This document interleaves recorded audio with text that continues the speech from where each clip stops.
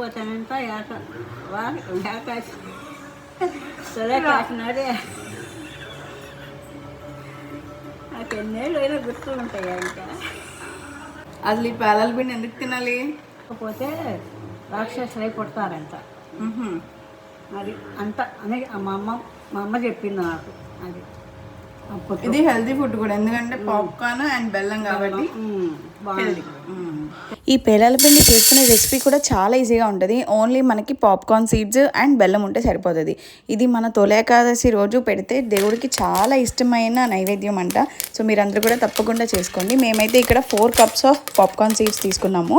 And ఈ 4 cupsకి 2 cups of బెల్లం మీ టేస్ట్కి తగ్గట్టు మీరు తీసుకోవచ్చు. అండ్ ఇలా ఫ్రై చేసుకున్నాం, కొంచెం ఆరాక ఇలా మిక్సీ వేసేసుకోవాలి. పాప్కార్న్ సపరేట్గా వేసుకోవాలి అండ్ నెక్స్ట్ ఈ బెల్లం కూడా సపరేట్గా వేసుకోవాలి. ఈ బెల్లం మిక్చర్లో కొంచెం ఈ పాప్కార్న్ పౌడర్ వేస్తే బెల్లం లూజ్గా అవ్వకుండా ఇలా గట్టిగా వస్తుంది అనమాట. ఇలా పౌడర్ చేసిన దాన్ని ఇంకొంచెం ఒక్కసారి మిక్సీ వేసుకుంటే అంతే, పేలాల పిండి రెడీ.